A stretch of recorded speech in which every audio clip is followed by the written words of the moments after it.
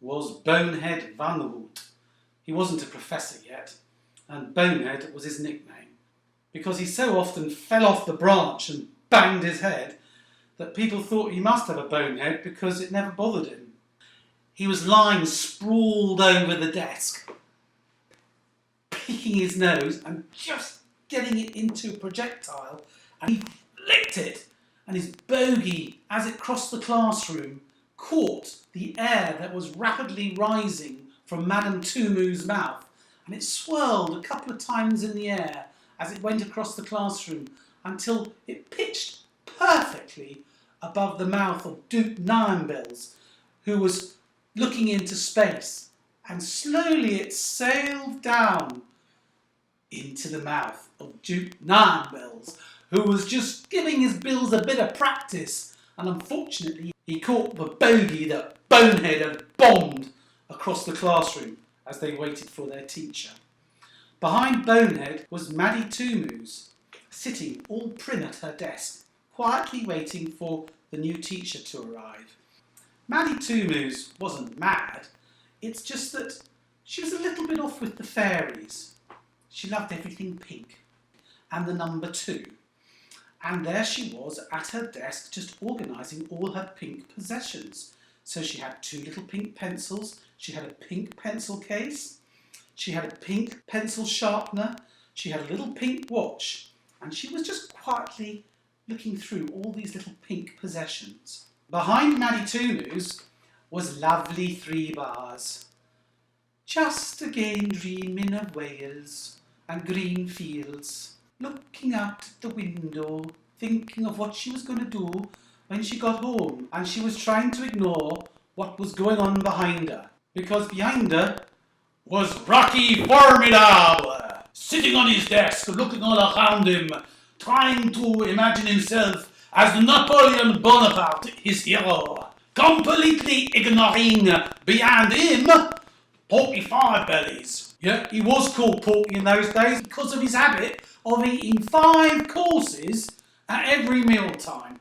Breakfast, lunch and supper, he always had 5 courses. And there he was, fidgeting in his seat because he didn't know whether to put his huge stomach beneath the desk or above it. Sometimes he had 3 bellies beneath the desk lid, and sometimes 2 above it, and he thought, well, I'll put 5 down below or 5 above it. Couldn't work it out. Now, behind Porky was Pixie Sixie. Pixie Sixie from Paris in France was just waiting for her uncle to come into the class, Monsieur Sixie, the new teacher. And while she was waiting, she was just adjusting her beautiful hair with a little bob on the back and a ribbon, regarding le mirror. And that was the first side of the class with the multiples in it. Bonehead One Hoot to Pixie Sixie. On the other side of the class, at the back, is Tiny Seven Squeaks from Sicilia in Italy. He is a small mouse, peut-être, but he has a big ambition. And there he is with his calculator, working out how much money he can make from the other multiples in the class. And in front of him is Bugsy Ehop. He rabbit. He sit with his ears over back of death, with 2 dice in his eyes, imagining throwing them every time it come to 8, 5, 3, 8, 7, 1, 8. Because 8 is a lucky number in China. So lucky, they started Olympics 8 seconds, 8 minutes, past 8 hours, past 8th day of 8th month August in 2008.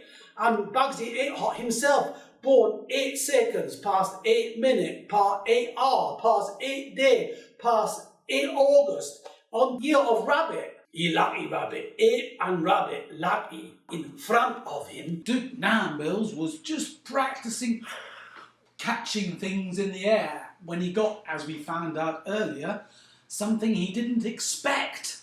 He caught the bogey that Bonehead had bombed across the classroom as they waited for their teacher. In front of him was Goody Tenbeards, except of course he didn't have a beard on his chin at this stage. It was on his tummy, and on his legs, and he was sitting patiently, waiting for his new teacher to come into the classroom. Felicia, 11, sat in front of Gotti Tenbeans. There she was, counting on her fingers, 1, 2, 3, 4, 5, 6, 7, 8, 9, 10.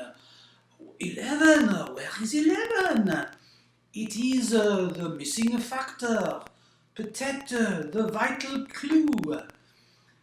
She was not yet an inspector, but you can see the beginnings of why she might one day become an inspector.